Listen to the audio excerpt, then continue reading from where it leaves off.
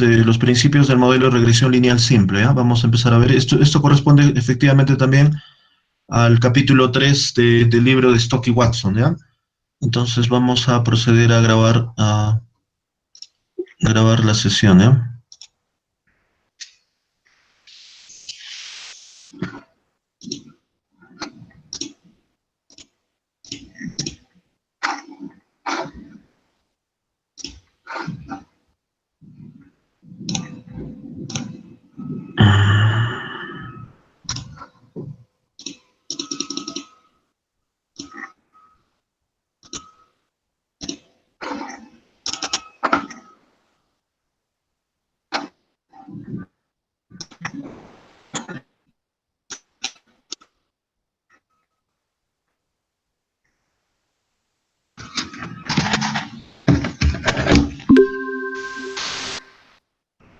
Ok, empezamos entonces, ¿ya? Como les decía, vamos a ver ahora un nuevo tema. Toda la primera parte hemos hecho un repaso de la parte estadística, ¿no? Si, como se habrán dado cuenta, era necesario. Hay varios temas que hay que conocer bien respecto a la parte de estadística, la parte de teoría de probabilidades fundamentalmente. Y lo que vamos a ver a continuación es justamente, en cierta forma, el modelo de regresión lineal, que es, digamos, es uno de los temas troncales, digamos, de la econometría, y obviamente a partir de este tema es que se van a ir desprendiendo varios temas más adelante, ¿no? En el cual la econometría un poco se va, digamos, dividiendo en varias áreas de especialidad. Entonces es por ello que vamos a empezar por este modelo, que es el modelo de regresión lineal. Como les decía, siguiendo la secuencia del libro de Stock y Watson, esto corresponde al capítulo 3, ¿ya? Este es el capítulo 3 del libro de Stock y Watson. Así es que para los que tienen que estar, así que tienen que estar revisando, espero que le hayan dado una leída a este capítulo, ¿ya? Para poder estar a la par, digamos, con el avance, ¿ya? Entonces, lo que vamos a ver al principio es un poco entender el modelo de regresión lineal poblacional, ¿ya? Vamos a distinguir acá dos aspectos. Uno, lo que es el modelo de regresión de la población, o el modelo de regresión poblacional, y otro, el modelo de regresión de la muestra, o el modelo de regresión muestral. ¿Ok? Vamos a distinguir estos dos conceptos, que a la par son idénticos, pero sin embargo tienen una diferencia bastante importante, ¿ya? En el punto 2 vamos a chequear un poco el concepto de estimador o estimación, y para ello vamos a proceder a estimar el modelo de regresión poblacional. Entonces, para ello vamos a utilizar un método de estimación que ustedes ya me imagino que lo conocen también. Se llama el método de estimación de mínimos cuadrados ordinarios, ¿ya? O el MCO. Y a partir de eso un poco daremos una interpretación de lo que es la recta de regresión de la muestra. Y en el punto 3, una vez visto el tema de estimación, veremos algunos indicadores de las medidas de ajuste de la regresión. ¿Ok? Entonces, empecemos, a ver. Entonces, como les dije, igual como se habrán dado cuenta, el profesor de la plataforma Canvas también está siguiendo la misma secuencia del libro de Stock y Watson, ¿no? Así es que inclusive la diapositiva, como se van a dar cuenta, los ejemplos justamente corresponden a los libros que aparecen en el libro de Stock y Watson. ¿Ok? Entonces, en la parte de estadística también se hizo mención a un ejemplo, el caso donde se analiza el caso de que un director de un distrito escolar debe decidir sobre si la contratación de más maestros, ¿no es cierto? Debe decidir si contratar más maestros o no, ¿no? ¿Ok? Y para ello, obviamente, nos piden el siguiente consejo, ¿no? Recortar el tamaño de las clases posiblemente mejora el rendimiento escolar, ¿ok? Si recortamos el tamaño de las clases, ¿no es cierto? Posiblemente podría mejorar el rendimiento escolar, pero hay que gastar más dinero, ¿no? Porque ¿qué implica recortar el tamaño de las clases? Desde un punto de vista del análisis de la educación, si queremos reducir las clases, ¿no es cierto? Esto implicaría contratar más maestros, ¿no? ¿Ok? Esta política, desde el punto de vista de la educación, reducir redu- eh, reducir el tamaño de clases implica contratar más maestros y por lo tanto para el gobierno implicaría eh, aumentar el presupuesto, ¿no? O gastar más dinero. ¿Ok? Entonces acá hay un dilema, ¿no? Por un lado, en el sector de educación, ¿no es cierto? Las autoridades lo que quieren es mejorar el rendimiento académico de los estudiantes, pero tienen este dilema, ¿no? Para poder eso, imagínense que hay una hipótesis que demuestra que los tamaños de clase influyen en el rendimiento académico. ¿Qué significa? Que probablemente uno espera de que aquellas clases que son pequeñas podrían influir positivamente sobre el rendimiento escolar, ¿no? En comparación al caso en que tengamos tamaños de clases bastante grandes, ¿no? Pero ¿qué implica reducir el tamaño de clase? Implica que el gobierno tenga que invertir en más personal, ¿no? Contratando más profesores. ¿Ok? Entonces, para eso, la pregunta que vamos a hacernos es la siguiente, ¿no? Si se varía el número de alumnos por clase, ¿ok? Si variamos el número de alumnos por clase, esto va a estar medido por un indicador que se llama el ratio estudiantes-maestros, o el más conocido como esta variable le vamos a llamar el REM, ¿ok? En cada uno de los distritos. Entonces, la pregunta que nos vamos a hacer es, ¿cuál sería el efecto sobre el rendimiento escolar medido a través de las notas? El hecho de reducir el tamaño de clase. Entonces, esta es la pregunta que nos vamos a plantear nosotros aquí. ¿Ok? Si reducimos el tamaño de las clases, la pregunta es, ¿qué efectos tendrá esto sobre el rendimiento académico? O sobre las notas, más específicamente, ¿no? ¿Ok? Entonces, esto también uno lo podría ver inclusive a nivel de la facultad, ¿no? Se habrán dado cuenta que la UNSAG, bueno, al ser la UNSAG una institución pública, eh, obviamente no se puede asignar, no se pueden contratar toda la cantidad de profesores que uno quisiera, ¿no? Por esta restricción de los profesores es que se habrán dado cuenta en algunos cursos, ustedes de repente han tenido la experiencia, donde obviamente se asignaban cursos con 60 estudiantes, 70 estudiantes, ¿no? Y el hecho de que el tamaño de clase sea bastante grande, obviamente repercute sobre el rendimiento escolar, ¿no? Se habrán dado cuenta que hay mucha gente que en un aula con 70 estudiantes, obviamente la cosa se vuelve inmanejable, ¿no? Entonces, probablemente el docente ya no se deja entender y gran parte o más de la mitad de estudiantes probablemente no entiende el tema, etcétera, ¿no? Y eso efectivamente refleja directamente sobre el rendimiento escolar, ¿no? Entonces, justamente el ejemplo que estamos poniendo radica en ese sentido, ¿no? Obviamente el caso que se está poniendo acá es el caso de Estados Unidos, ¿ok? Se están analizando los distritos a nivel distrital para un poco chequear el tema del tamaño de clases, cómo influye el tamaño de la clase sobre el rendimiento, ¿no? Entonces, para eso obviamente vamos a utilizar este instrumento que se llama el modelo de regresión lineal, ¿ya? Entonces, ahorita vamos a ver para qué sirve, obviamente, este modelo de regresión. Nos vamos a ver que el objetivo final va a ser estimar el efecto causal ceteris paribus, ¿no? Acuérdense de este supuesto, ¿se acuerdan qué significaba el ceteris paribus? En economía ustedes esto lo deben manejar muy bien, ¿no? Casi todo el tiempo también vamos a manejar este supuesto del ceteris paribus en econometría. ¿Qué significa el supuesto del ceteris paribus? Pone constante a otras variables que afectan. Lo vuelve Exactamente, constante. exactamente. Suponer que el resto de variables que están fuera del análisis permanecen constantes, ¿no? ¿Qué más?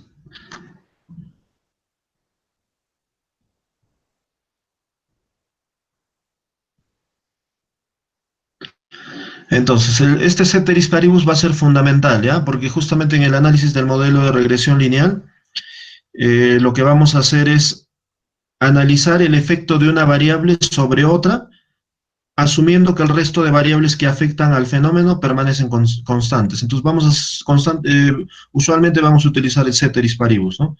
En este caso, lo que vamos a decir es, por ejemplo, lo que queremos es analizar el efecto del tamaño de clase sobre el rendimiento académico de los estudiantes, ¿no? En cada uno de los distritos escolares. Ceteris paribus, o sea, ¿qué significa el ceteris paribus? Manteniendo los otros factores que afectan al rendimiento académico constantes, ¿no? Porque obviamente el tamaño de clase no es la única variable que afecta al rendimiento académico, podrían haber otras variables, ¿no? La alimentación, las horas de estudio, la calidad de los maestros, etcétera, etcétera, ¿no? ¿Ok? Entonces, lo que en cierta forma, lo que vamos a analizar, el modelo de regresión lineal lo vamos a poder representar de la siguiente forma, ¿ya? Lo que queremos en cierta forma es analizar el efecto, lo vamos a poner en términos de una ecuación. Entonces, vamos a decir que la variable y sub phi, supongamos que la variable y sub phi sea nuestra variable de interés, ¿no es cierto? Que en este caso sería el rendimiento académico. Está en función, en este caso, solamente de una variable, ¿no? Lo vamos a poner en función de qué cosa. Nuestra variable y sub phi le vamos a decir que va a estar en función de una sola variable xy, ¿no? ¿Ok? Nuestra variable xy, ahorita vamos a ver cuál va a ser esta variable xy, ¿no es cierto? Y obviamente a esta variable xy nosotros le vamos a agregar, ¿no es cierto?, un término de error, ¿sí? Ahorita vamos a ver por qué, ¿ya? Más un mu sub phi, más un término de error, este es el término mu sub phi, ¿ok? Entonces, este para nosotros va a ser nuestro modelo de regresión lineal, ¿no? Va a ser una función matemática que nos va a expresar la relación entre una variable dependiente que le vamos a llamar y sub phi y una variable independiente que le vamos a llamar x. Y más un término, le vamos a llamar más un término de error. Este mu sub phi es un término de error, ¿ok? Y este término de error ahorita vamos a ver que cumple un papel importante, ¿ya? En la economía y en la econometría. ¿Ok? Entonces, cuando decimos este supuesto del ceteris paribus, estamos diciendo que obviamente las variables que explican a y sub phi no solamente es el x, existen un montón de variables que explican a y sub phi, pero nosotros solamente queremos chequear el efecto de la variable xy sobre la variable y sub phi. O sea, queremos medir el efecto causal de la variable xy sobre la variable y sub phi. Ese es el único interés de nosotros, ¿no? ¿Ok? Entonces, si nuestro interés solamente es este, pero somos conscientes que existen otros factores que también afectan a la variable y sub phi, que le estamos llamando, le estamos incorporando en la variable mu sub phi. Por ejemplo, a ver, hagamos el ejercicio. Si la variable y sub phi son las notas de los estudiantes y la variable xy es el tamaño de clase, ¿qué cosa estaría metido, por ejemplo, en el mu sub phi? ¿Qué otras variables hemos dicho que estarían metidas en el mu sub phi? ¿Qué otras Libros, variables explican el rendimiento académico los y que libros, podrían estar metidas en el mundo la fin? economía de la familia. libros, alimentación, profesor. Otros factores que también Ok, la afectan. alimentación, Horas de estudio, dotación de profesor. libros de texto, horas de estudio, ok, ¿qué más? Calidad de los docentes, exactamente. Otro podría ser también la motivación, ¿no? La motivación de los estudiantes, ¿qué pasa si los estudiantes están motivados o desmotivados? ¿Ok? Sí, entonces podrían ser otras variables, ¿no? ¿Ok? Las emociones, los sentimientos de los estudiantes,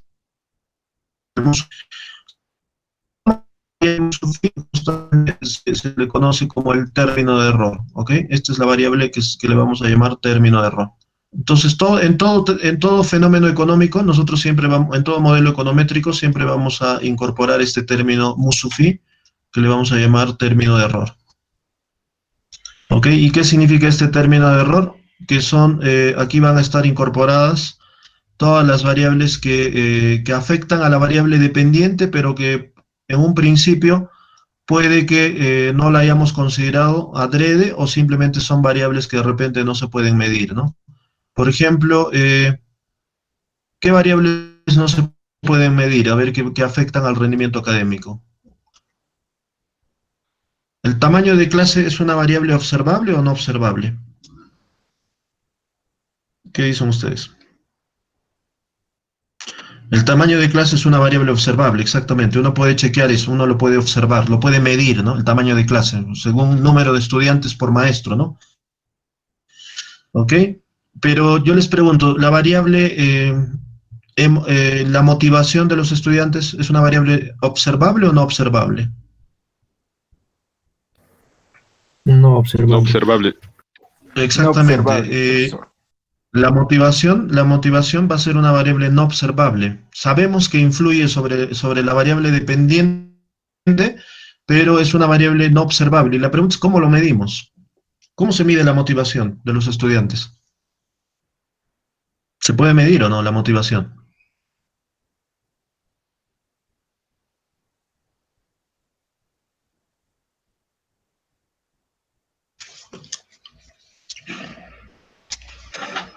¿Cómo podríamos medir la motivación?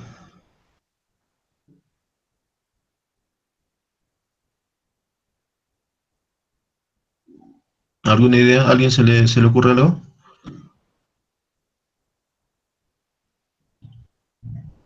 ¿Cómo se podría medir la motivación de los estudiantes? ¿Cómo podría yo si ustedes están motivados o están desmotivados?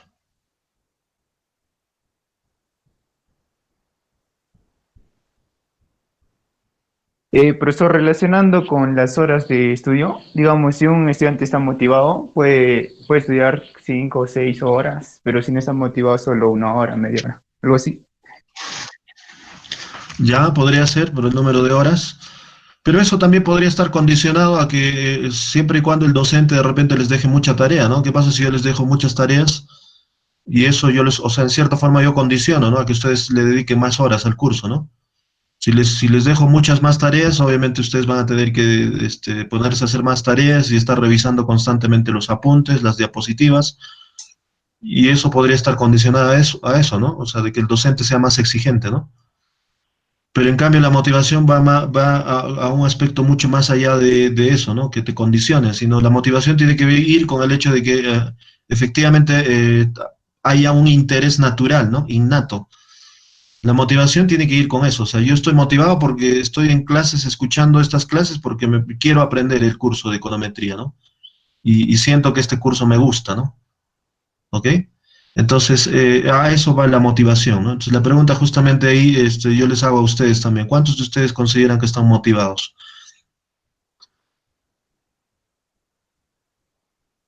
Probablemente, si este curso fuese electivo, créame que muchas personas no lo tomarían.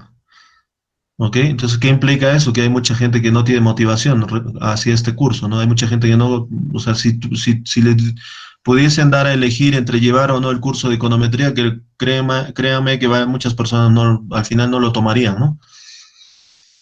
¿Ok? Entonces, la motivación justamente va por ese lado, ¿no? No por el aspecto de que alguien te obligue a hacerlo, ¿no? O sea, hoy hay que estudiar porque sí, pues, o sea, el curso implica que el profesor nos está dejando muchas tareas, entonces, por lo tanto, le dedicamos más horas, ¿no? La motivación va más por un tema de interés propio, ¿no? O sea, de querer aprender algo que uno lo motiva, ¿no? Le interesa. ¿Ok? Entonces, ¿cómo se mide eso? Es bien complicado, ¿sí? O sea, la motivación es bien difícil, ¿no? Porque eso es una variable, para empezar, subjetiva, o sea, no se puede observar esa variable. Entonces, si no se puede observar, obviamente yo no lo puedo medir acá, no lo puedo meter en el modelo. O sea, ¿cómo lo meto acá dentro? ¿Cómo digo acá que aquí hay una variable x2 que podría ser la motivación y voy a decir que eso influye sobre la nota, ¿no? Y para empezar, ¿cómo hago mi indicador de motivación? ¿Cómo lo mido? ¿Ok? Lo voy a medir, obviamente no es una variable cuantitativa, ¿no? Es una variable cualitativa, entonces la cosa es más complicada, ¿se dan cuenta? Entonces, dado que esa variable no se puede medir, pero yo sé que influye sobre la nota, entonces lo incorporo en el término de error, ¿ok? En el MUSUFI. Entonces, y así podemos obtener otras variables que afectan también, ¿no es cierto?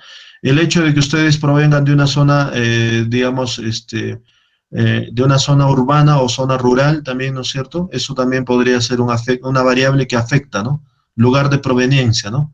Que puede que afecte sobre la nota, ¿no? ¿Ok? Entonces, eso también podría influir en la nota del curso, ¿no es cierto? Y por lo tanto, ¿eso dónde va? No puedo incorporarlo en el modelo, entonces está metido en el MUSUFI.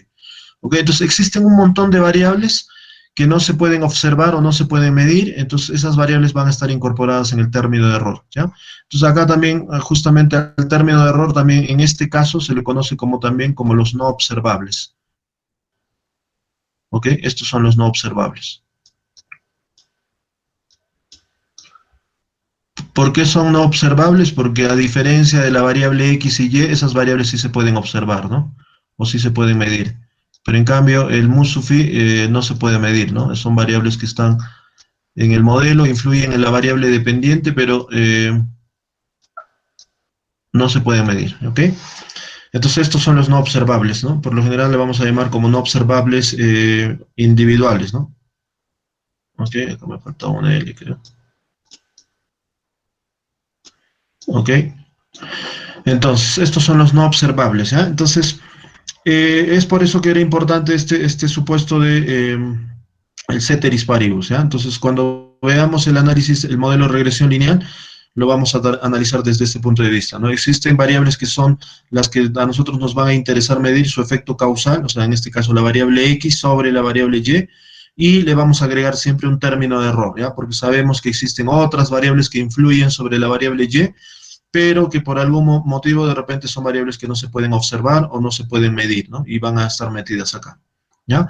Entonces, y el modelo de regresión lineal, visto de esta forma, nosotros lo podemos expresar de la siguiente manera, ¿no? Vamos a decir que Y sub phi va a ser igual a, le vamos a poner beta 0, es un parámetro más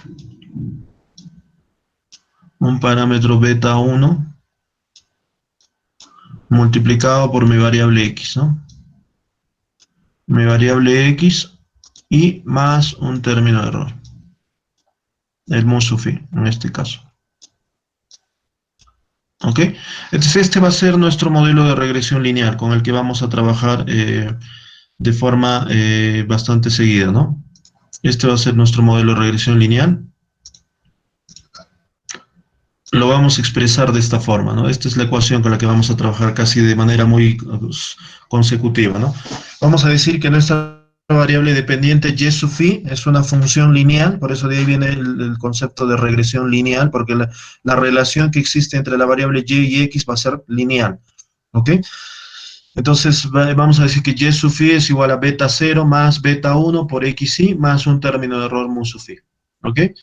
Entonces acá, ¿cuáles son variables observables? Ya les he dicho, ¿no? Las variables observables son la variable y, que es la variable dependiente, y la variable x también es observable, ¿no? El mu sub phi es no observable.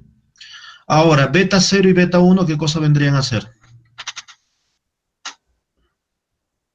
Beta 0, ¿qué cosa vendría a ser? Y beta 1, beta 0 y beta 1, ¿qué nombre le ponemos? ¿Se acuerdan? Parámetros, no sé. Exactamente, son parámetros, ¿sí? ¿Ok? Son parámetros del modelo, ¿no? A beta 0 y beta 1 le vamos a llamar parámetros del modelo. ¿Qué diferencia hay entre beta 0 y beta 1? ¿Alguien tiene alguna idea? ¿Qué diferencia hay entre estos dos parámetros? Que una variable depende de la otra y la otra no. Ya, ¿qué interpretación le damos al beta 0, por ejemplo, acá? ¿Qué significa el beta 0? ¿Y qué significa el beta 1? A ver, pensemos. Ya hemos dicho que la variable y es la variable dependiente, ¿no? O variable endógena también, ¿ok? El x es nuestra variable exógena o variable independiente. O también a algunos le llaman y la variable explicada y x la variable explicativa también, ¿no? Ok, bueno, lo que vamos a utilizar más frecuentemente es variable endógena y x exógena. O también dependiente y independiente, ¿ya?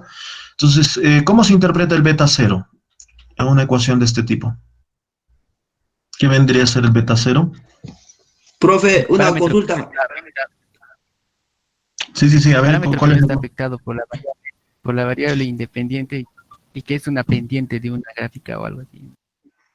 Ya, parámetro que no está afectado por la variable, ya. Sí, Profe, ¿cuál es la consulta? profe, el beta sub 0 y beta sub 1 son variables exógenas, ¿verdad? No, son parámetros, no son variables. De hecho, profe, macroeconomía sería como variables exógenas y X sería una variable endógena con Y. No, la variable endógena es la variable y. ¿Sí? La variable endógena es la variable y, x es la variable exógena. Entonces estamos diciendo que beta 0 y beta 1 son parámetros, ¿ok? Que son totalmente distintos. ¿Qué cosa es un parámetro? Es una constante del modelo, ¿ok? Más o menos este se podría relacionar con una recta, profe, pero Exactamente, es son la dos ecuación de variables. una recta. Sí, no son Este variables, ¿ah? sería, No este confundan, sería por una favor. ecuación de consumo, profe. Más o menos, exactamente. Sí, pero hay que distinguir bien, ¿ah? Una cosa es variable, por eso de ahí viene el nombre, porque varía, ¿no es cierto? Pero otra cosa es una constante o un coeficiente, ¿no? Que en este caso es beta 0 y beta 1, son constantes o coeficientes. ¿Por qué son constantes? Porque no varían, ¿no? O sea, el beta 0 es beta 0 y punto, ¿no? Para cualquier individuo va a ser siempre el beta 0. El beta 1 también, ¿no? Es por eso de ahí recibe el nombre de parámetros, ¿no? Porque no cambian. Ah, ¿Ok? Entonces, lo sí, que queremos es ahora es saber qué significa, o sea, cómo se interpreta el beta cero en este contexto de esta ecuación. ¿Cómo se interpreta el beta cero y cómo se interpreta el beta uno? beta uno sería, ¿cómo se llama? La pendiente, o ¿Ya? La también pendiente. ¿Ok? de la ecuación lineal o de la recta lineal también se puede decir. ¿Y beta cero? ¿Beta cero qué significa? Cero sería su término independiente o también su punto de intersección con el eje de las ordenadas. Exactamente, exactamente. Entonces, beta cero es la constante o el término independiente, ¿no? ¿Sí? O sea, claro, cómo se obtiene el beta cero? Es simplemente, ¿qué pasa si nosotros hacemos de que x sea cero, ¿no? Y el mu también sea cero. Si el x es cero y el mu es cero, entonces, ¿qué nos quedaría? Que vamos a decir que y sub phi es igual a beta cero, ¿no? ¿Ok? Entonces, eso hay que tener en cuenta, ¿no? Entonces, acá lo que decimos es, si hacemos que el x, si el x y el mu sub phi fuesen ceros, ¿no es cierto? Acá decimos si el x igual a cero y el mu sub phi también, suponemos que el término de error es cero, o sea, no hay variables no observables. Entonces, si ambas son ceros, entonces la pregunta es ¿cuánto vale y? Entonces, si eso ocurre, entonces claramente vamos a decir que y es igual a,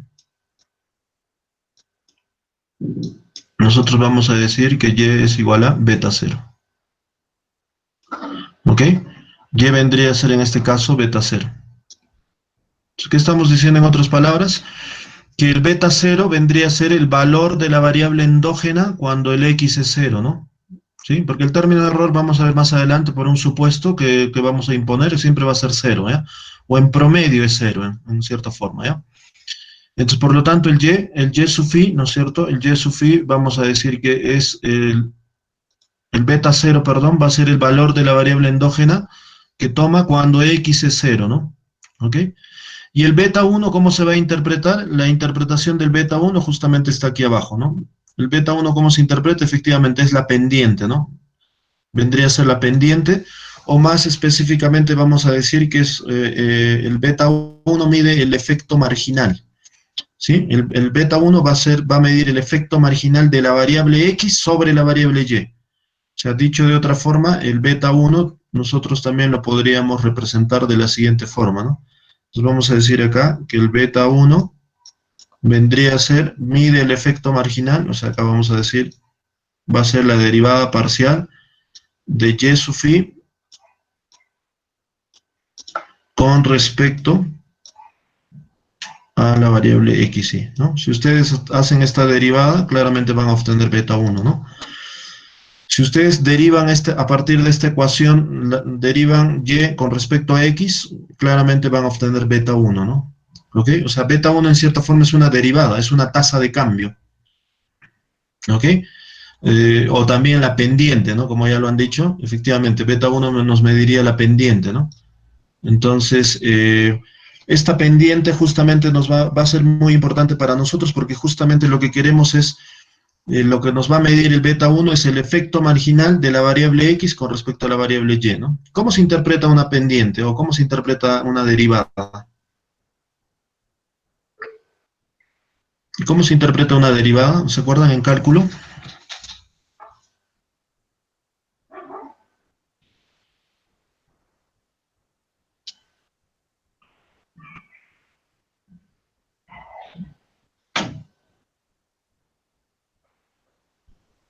¿Cómo se interpreta la derivada? Beta uno, ¿cómo se interpretaría?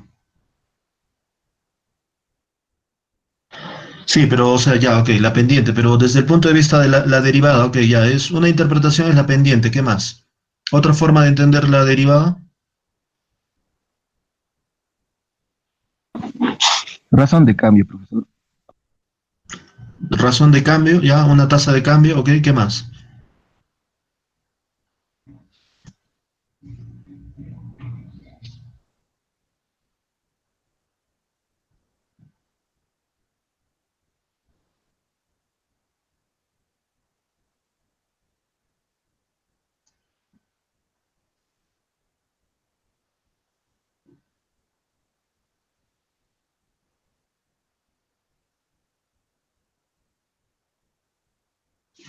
¿Qué más? Supongan, a ver, para hacerlo más específico, a ver, supongan que este beta 1 me sale 0.85, suponga, ¿ya? 0.8, ¿ya? Supongan que este beta 1 me sale 0.8, a ver, ¿y qué significa eso? A ver, interpreten eso. Profesor, ¿podría ser una variación en un 0,88 o 8%? 8% es un porcentaje. Ah, una variación, o sea, si hablamos según la pregunta.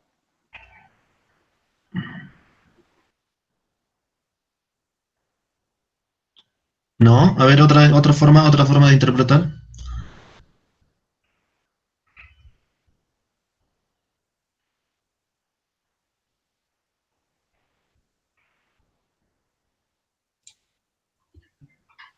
Se podría decir también, profe, cuando la variable independiente varía en 10 unidades, la variable dependiente va a variar en 8 unidades. Eh, ya, ok, a ver, dilo de otra forma, a ver.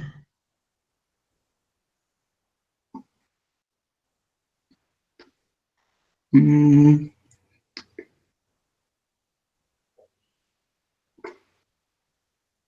A ver, otra forma.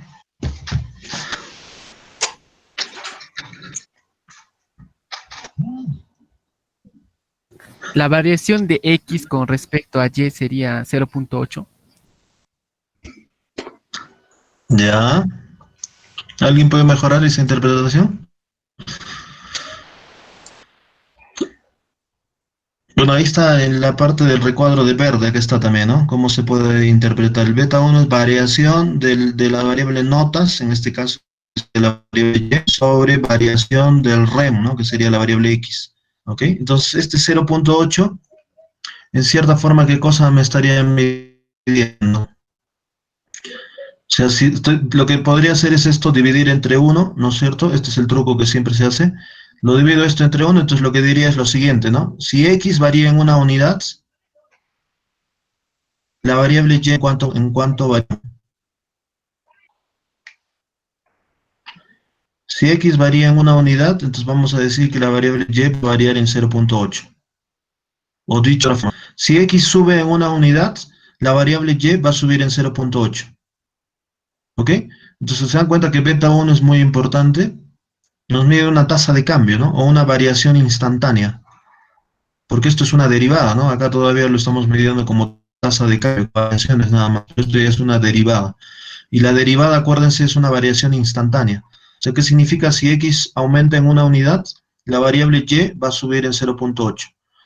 O de otra forma, ¿no? Si x cae en una unidad, la variable y también va a caer en 0.8. ¿Ok? Entonces, eso es lo que tendríamos en la interpretación. Ahora, se los voy a poner un poquito más fácil tal vez o difícil, no sé.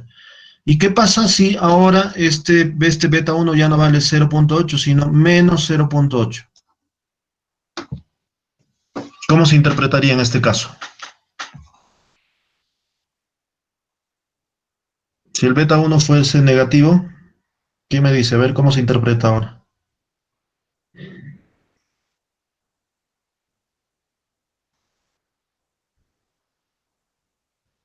Profesor, ¿Eh? profesor, sería pues como el precio y la demanda, o sea, es mientras que digamos el precio sube, la demanda baja, o sea, inversamente. Ya, a ver, pero interprétenlo en términos de la variable x y y. Mm,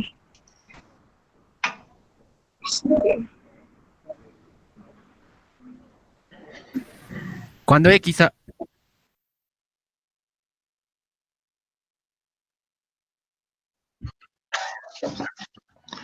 Ya, a ver, otra vez, a ver.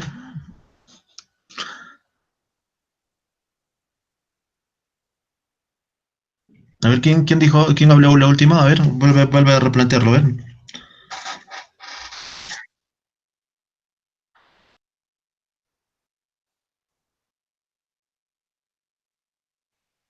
¿Ya? Y si la variable X baja en una unidad,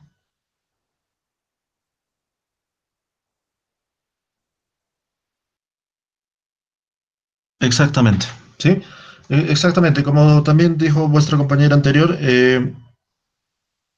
efectivamente el signo menos nos va a decir la relación, ¿no? Que en este caso va a ser una relación inversa, ¿ok? El signo de este coeficiente beta 1 justamente nos va a decir si la relación es directa o si la relación es inversa, ¿no? ¿Se dan cuenta qué tan importante es el signo? Porque si el 0.8 era positivo, como en el caso anterior, la interpretación cambia, ¿se dan cuenta? Pero si es menos, obviamente también cambia la cosa. ¿Ok? Entonces, en este caso se interpreta como una relación inversa. ¿Ok? O sea que si X sube, Y tiene que bajar, ¿no es cierto? O si X baja, Y tiene que subir, ¿no es cierto? Eso es el signo menos, ¿no? Y en esta magnitud, 0.8, ¿no? ¿Ok? Entonces es por eso que a nosotros en el curso nos va a importar bastante eh, el, el beta 1, no solamente el beta 1, también el beta 0, ¿no? Pero probablemente va a ser mucho más importante el beta 1 porque justamente lo que queremos es, dada la pregunta que nos hemos planteado acá, queremos medir el efecto causal de la variable tamaño de clase sobre el rendimiento académico, ¿no? Entonces, para responder esa pregunta que nos hemos planteado, lo que justamente el parámetro que nos va a medir eso justamente es el beta 1, ¿sí? Entonces, por eso que le vamos a tomar mucho interés al beta 1, más que al beta 0 probablemente, ¿no? Porque el beta 0 en cierta forma lo único que está midiendo es cuando el resto de variables son 0, ¿no? ¿Ok? Entonces, pero el beta 1 sí nos está midiendo, digamos, una tasa de cambio, ¿no? Y nosotros quisiéramos saber esa tasa de cambio, eh, cuánto vale exactamente. ¿Ok? ¿Está claro eso o hay alguna pregunta respecto a la interpretación del beta 0 y el beta 1?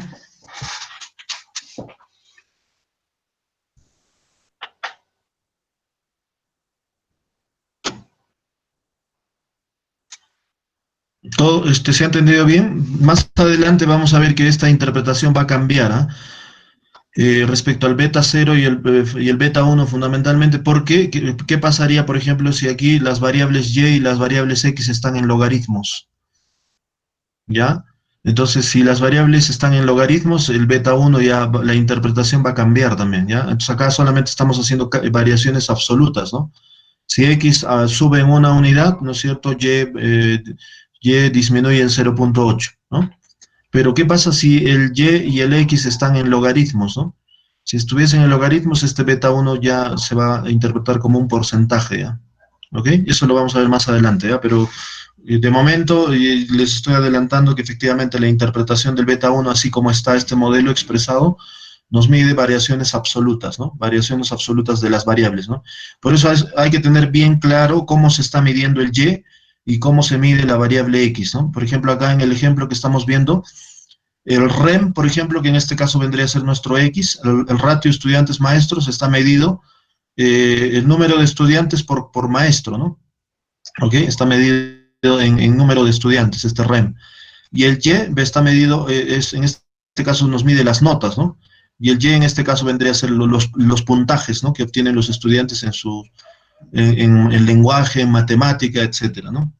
¿Ok? Entonces, eso es lo que los estaría midiendo, ¿no? Entonces, el beta 1 mide justamente esa tasa de cambio, ¿no? ¿Ok? O esa variación instantánea. O dicho de otra forma también, el beta 1 lo que mide es el efecto marginal, ¿no? El efecto marginal de X con respecto a Y. ¿Ok? Entonces, justamente el objetivo del modelo de regresión lineal va a ser justamente ese, ¿no? Lo que vamos a tratar de buscar es estimar el valor de beta 0 y beta 1 para el caso, porque acuérdense que esta ecuación, acá nadie me ha preguntado, por ejemplo, razonable hubiese sido este subíndice I, ¿de dónde a dónde va? ¿Qué significa este subíndice I latina que está acá, ¿no? El Y sub phi les he puesto acá, el X sub phi y el mu sub phi. ¿Alguien idea qué es ese subíndice? ¿Qué indica este subíndice I? Que aparece en las variables, ¿no? Acá en el término de error, acá aparece en la variable X y también aparece en la variable Y. ¿Alguien idea qué significa?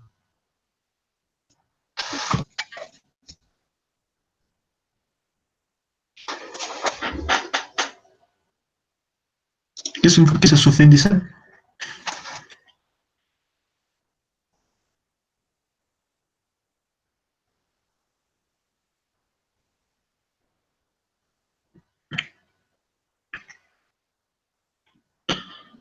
El subíndice I que estamos utilizando ahí en el modelo de regresión lineal.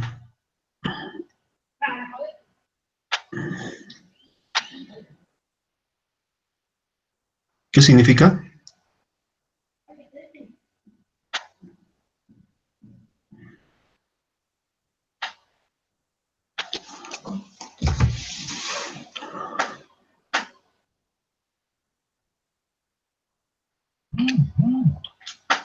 ¿Alguien? ¿Qué significará ese subíndice I latina?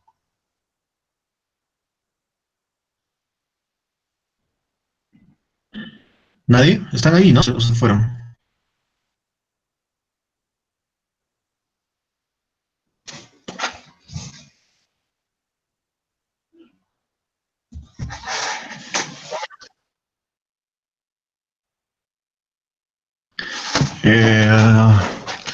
Sí, exactamente, pero fundamentalmente se acuerdan que en la primera parte del curso hablamos de que para hacer análisis econométrico dijimos que vamos a utilizar tres tipos de datos, ¿se acuerdan? ¿Cuáles son esos tres tipos de datos con los cuales se trabaja usualmente en econometría?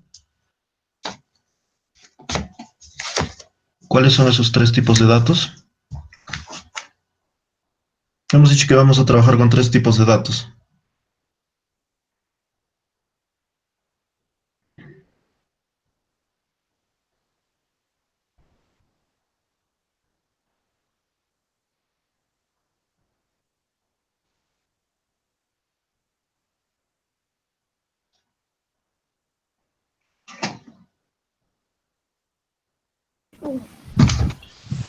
¿Se acuerdan los tres tipos de datos con los que usualmente se trabaja en econometría? ¿Cuáles son?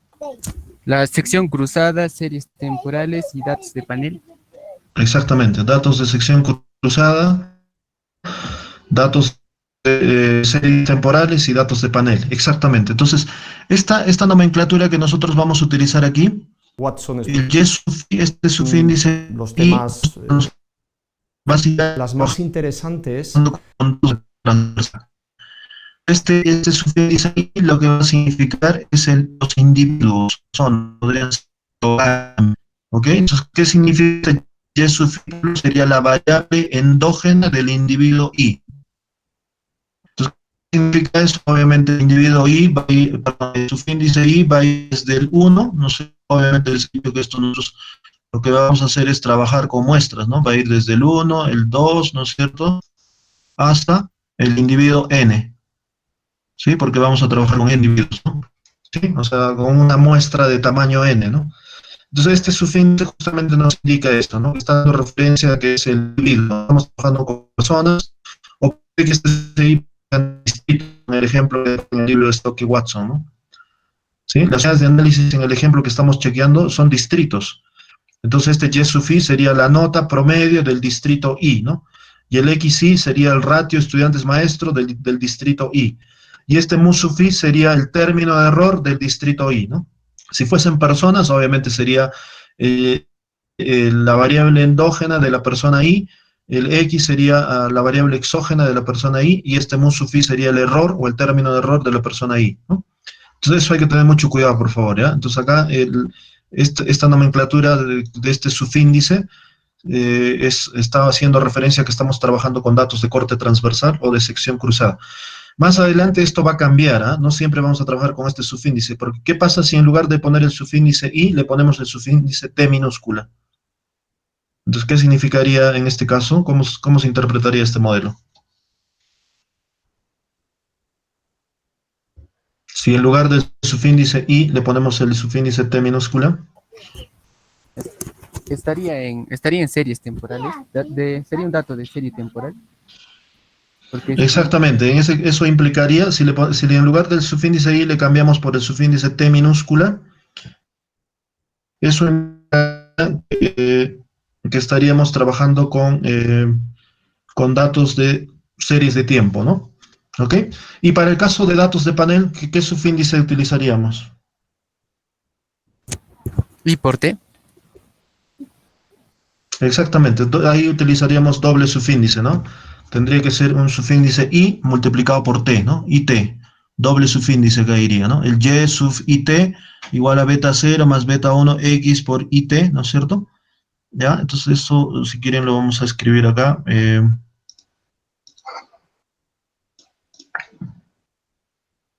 Rápida, anotar, ¿ya? Entonces, lo que estamos diciendo es que estamos trabajando con datos de corte transversal. La nomenclatura del modelo de regresión lineal va a ser esta, ¿no? Y sub i igual a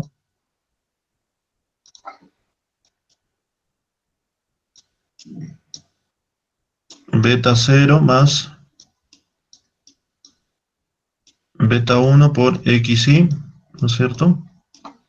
Más el término de error, ¿no? Esto es para caso que estemos trabajando con datos de corte transversal, ¿ok? Y en el caso de que estemos trabajando con datos de series de tiempo, obviamente nuestra anotación también va a cambiar, ¿no? En datos de series de tiempo vamos a utilizar la variable endógena y en el periodo t, ¿no es cierto? Y sub t igual vamos a tener acá un beta 0 más beta 1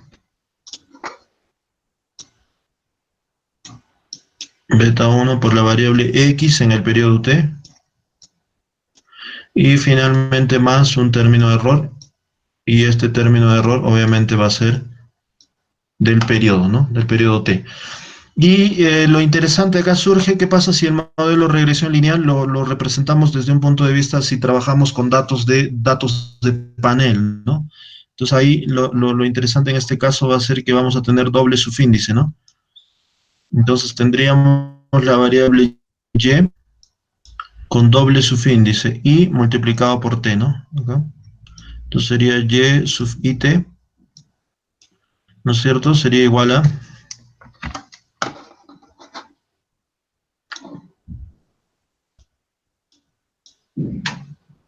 beta 0 más beta 1 por la variable x también, ¿no es cierto? Por la variable x con el subíndice para el individuo i en el periodo t, ¿no? Y más, ¿no es cierto? Acá va a cambiar obviamente la notación, ya no va a ser este mu, le voy a llamar un u mayúscula, que también es un término de error, pero este error va a tener doble subíndice también, va a tener este índice i en el periodo t, ¿ok? Entonces tenemos acá estos tres casos, ¿no? ¿Ok? Entonces este es para datos de corte transversal o sección cruzada, series de tiempo y datos de panel, ¿ya? Entonces, acá lo interesante de esto va a surgir en la interpretación que le vamos a dar a estos términos de error. Este mu sub i, en el caso de corte transversal, ¿se acuerdan cómo lo hemos interpretado? ¿Qué significaba el mu sub i cuando trabajamos en datos de corte transversal?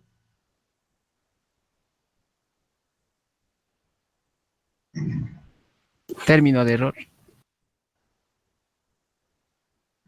¿Ya? ¿Pero qué más? Aparte de término de error. Son variables no observables.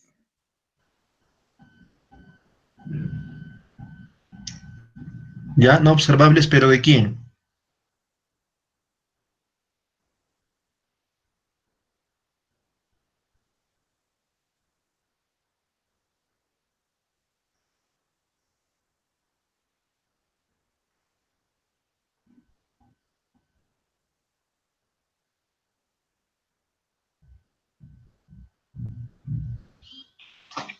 ¿Se acuerdan? Hemos dicho, ok, estos son los no observables, ¿no? ¿Por qué eran no observables? Porque estaban referidos a las personas, ¿no? A los individuos. Por eso que este mu sub i se interpretaba, claro, en todos los casos son términos de error, ¿eh? Este mu sub i también es término de error, sino lo que cambia es la interpretación, o sea, qué significa en cada caso. En el primer caso estamos diciendo que este mu sub i corresponde a los no observables de los individuos, ¿sí? Estos individuos, cuando hablo de individuos no necesariamente estoy refiriéndome a personas, ¿ah? Estos individuos podrían ser empresas, podrían ser distritos, podrían ser ciudades o también podrían ser países, ¿no? ¿Qué pasa si yo tengo una data de corte transversal donde estos subíndice i son países? ¿sí? Países en todo el mundo, ¿no? Entonces este Y podría ser la variable endógena del país Y y X podría ser la variable exógena del país Y, ¿no? Y este es su término de error, ¿no? Entonces por eso que estos son los no observables individuales, ¿no? En el segundo caso, ¿no? En el primer caso está correcto, ¿no? Este musufi vendrían a ser los no observables, ¿no? Individuales. Por eso les puse el ejemplo, por ejemplo, cómo se miden las emociones, ¿no? De un estudiante. Suponga que este subíndice I son estudiantes de la carrera de economía, ¿no? Estoy midiendo el efecto de la nota, el efecto, perdón, de las horas de estudio sobre la nota en el curso de econometría, ¿no? Entonces, este musufi vendrían a ser los no observables de los estudiantes, ¿no? Podrían ser ahí, ya les dije, ¿no? Las emociones, los sentimientos, ¿no? Se han dado cuenta que a veces de repente se da el caso de que un compañero, ¿no es cierto?, previo al examen termina con la enamorada, ¿no es cierto? Y ese evento, ¿no es cierto?, de que terminó con la enamorada, ese no observable hizo que afectara en su nota del curso de econometría, ¿no? Le fue mal en el examen y por lo tanto no tenía nada que ver con la variable X, pero el no observable, el hecho de que el compañero haya terminado con su enamorada, ¿no es cierto?, que estaba metido acá en el musufi, afectó en la nota del curso de econometría. ¿Ok? Entonces es un no observable individual, ¿ya? Ahora veamos qué significa, cómo se interpreta en el segundo modelo, ¿eh? En el caso de que estemos trabajando con series de tiempo, porque esto ya cambia, ¿no? Porque acá noten que este mu está con el subíndice t minúscula. ¿Cómo se interpretaría este mu sub t? A ver, piensen.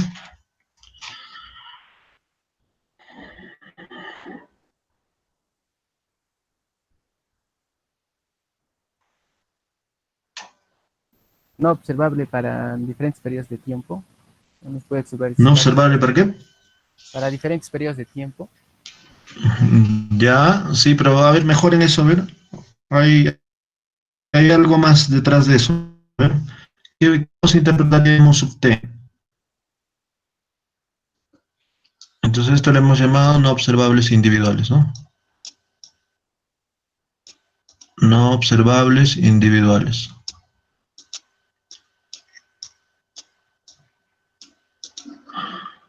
La pregunta es acá, ¿cómo se interpreta este mu sub t?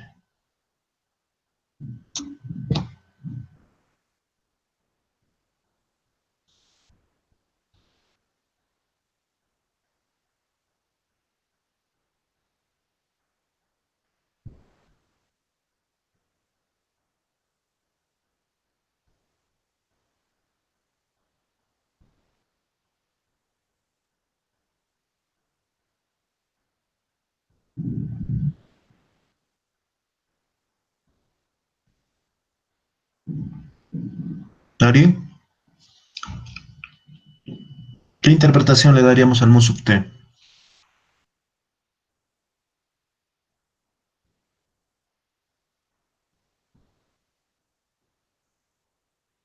¿Podrían ser variables a largo plazo? Eh, ya, está tibio, tibio va por ahí, pero a ver, más específico, a ver.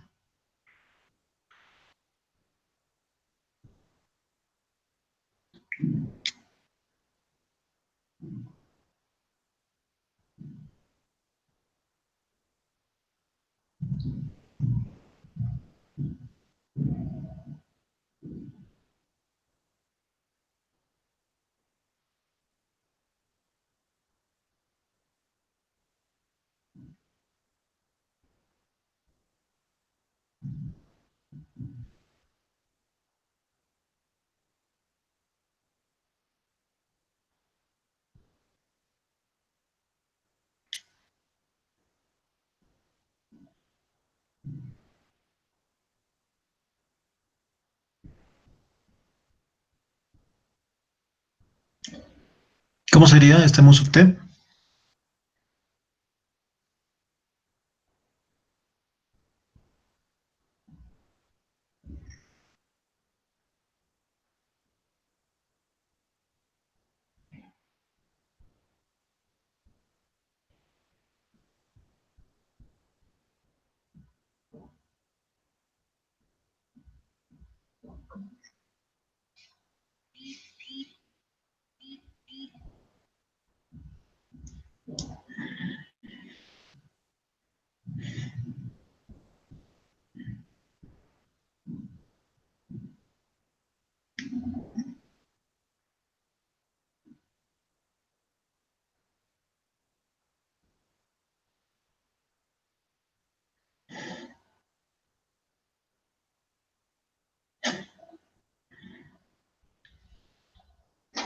Acuérdense que en el caso anterior, este Musufi era no observable individual porque efectivamente estaba referido a personas. Pero en este segundo caso, recuerden que las variables ahora están referidas a un periodo, ¿ok? A un periodo de tiempo. Entonces, y sub t, por ejemplo, es la variable endógena en el periodo t, x es la variable endógena en el periodo t, mu sub t es el error en el periodo t. Por lo tanto, este mu sub t se podría interpretar ¿de qué forma?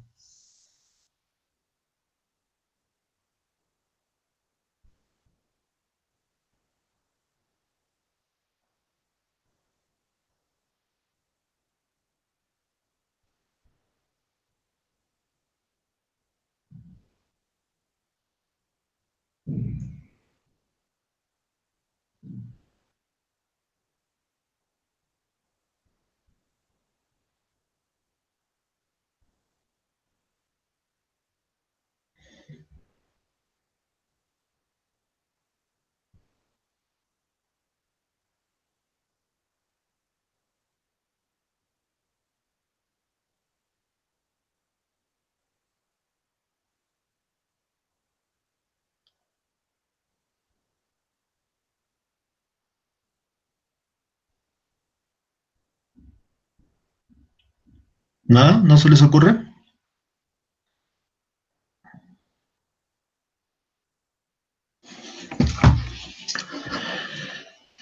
Están ahí todavía, ¿no es cierto? ¿O ya se fueron? Ok, en este caso el mu sub t, bueno, esto me imagino que en macro también lo habrán visto. El mu sub t ya no se interpretaría en este caso ya no como un no observable en el tiempo, sino vendría a ser como una especie de eventos no anticipados, ¿no? O sea, este mu sub t podría ser un evento que ocurre justo en el periodo t que nadie lo anticipaba, ¿no? Ejemplo, lo que está ocurriendo ahora, ¿no? El tema de la pandemia, por ejemplo. ¿Ok? Nadie anticipaba de que justo el 2020, ¿no es cierto?, se iba a dar este tema de la pandemia, ¿no? ¿Ok? Entonces es un evento no anticipado, ¿no? Y este Y sub t, por ejemplo, podría ser el PIB de la economía peruana, ¿no? En el año 2020, ¿no es cierto? Y eso está explicado por lo que ocurrió este año, justamente. ¿Ok? Entonces a este tipo de interpretación en este contexto de los datos de series de tiempo se dice que este mu sub t es más o menos se interpreta con lo que se llama un famoso shock. Es un shock, ¿no? ¿Sí? En macro me imagino que han visto este término, ¿no? ¿Qué cosa es un shock? ¿Ok? Creo que es una sola. ¿Ok? Entonces, ¿qué cosa es un shock? Es una especie de choque, ¿no? Un evento no anticipado, algo que uno no lo espera y ocurrió, ¿no? Podría ser la ocurrencia de un desastre natural, un terremoto, cualquier cosa, ¿no? Entonces, eso está metido acá en el mu sub t, ¿no? Es un evento que ocurrió justo en el periodo t, ¿sí? Y eso afecta, ¿no es cierto?, a nuestra variable endógena, ¿sí? Y es justamente la forma como se interpreta el término mu sub t. ¿Está claro eso o no? ¿O hay alguna pregunta?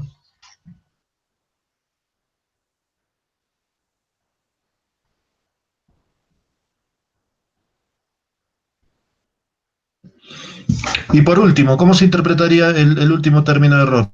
Este U mayúscula I sub t, ¿cómo se interpretaría? Para el caso de que estemos trabajando con series, perdón, con datos de panel.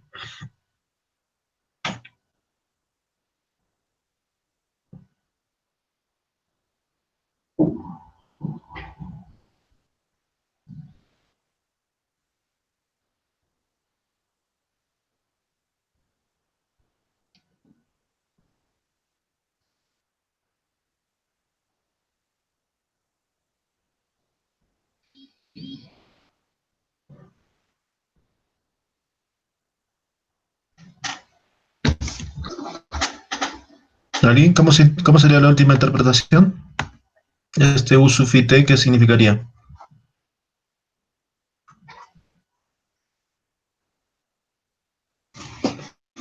¿Nadie? Ok, tarea para mañana entonces, ¿ya? Investiguen cómo se interpreta este U sub i t. Para el día de mañana ustedes me explican cómo se interpreta en el contexto de datos de panel, el término de error, cómo se interpreta.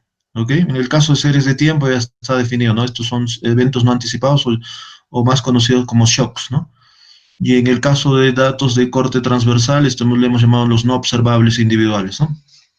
¿Ok? Entonces, eso es lo que teníamos hasta aquí, ¿no? No sé si hasta aquí hay alguna pregunta. Ahora están más calladitos, no sé.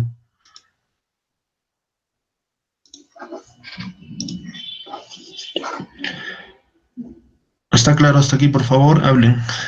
Sí, profesor, todo bien.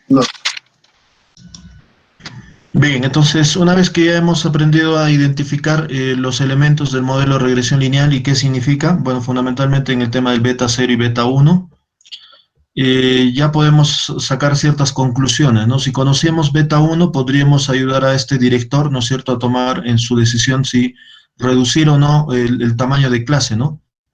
Inclusive se podría dar una respuesta cuantitativa, ¿no? O sea, ¿qué pasaría si cambian el tamaño de clase? ¿Cómo cambiarían las notas, ¿no? Se podría saber cuánto mejoraría las notas, inclusive. Y por eso esto es muy importante, ¿no? O sea, si uno sabe exactamente en cuánto mejorarían las notas, entonces uno podría decir, ok, reduzcamos el tamaño de clase en tanto, ¿no? Porque lo único que tendríamos que hacer acá para saber el cambio en la variable endógena, cambio en las notas acá, lo único que tendríamos que hacer es multiplicar beta 1 por el cambio en la variable que estamos utilizando, ¿no? ¿Y esto de dónde sale? Bueno, terminamos con esta parte. Acá la idea era, espera.